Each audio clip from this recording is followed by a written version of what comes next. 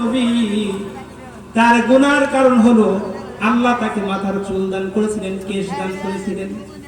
তার চুল যত সুন্দর হোক না কেন, তার স্বামী ছাড়া, তার যে পুরুষগুলোকে দেখানো যায় তারা ছাড়া বেগানা কোনো পুরুষকে দেখানো যাবে না।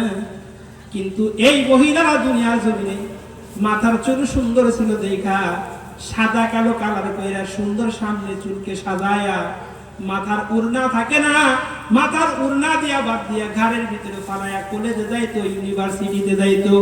কিন্তু আমার আল্লাহ ফেরেশতাদেরকে যে নিযুক্ত করেছিলেন, তারা সেকেন্ডে সেকেন্ডে প্রতি মুহূর্ত গুনাহ রেখেছে। যার কারণে আমার আল্লাহ এই গুনার কারণে তাকে চুলের মুষ্টি ধরে জাহান্নামের ভিতরে পুরাইতেছে। বলেন নাউজুবিল্লাহ।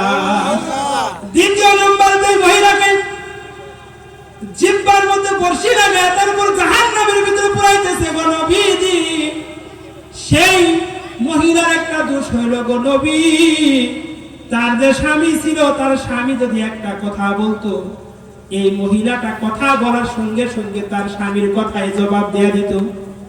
তার স্বামীর মুখে তর্ক বিতর্ক করত গো নবী, তার স্বামীকে অশ্লীল ভাষায় গালাগালি করত, তার ব্যবহারে তার শ্বশুর শাশুড়ি পর্যন্ত সন্তুষ্ট ছিল।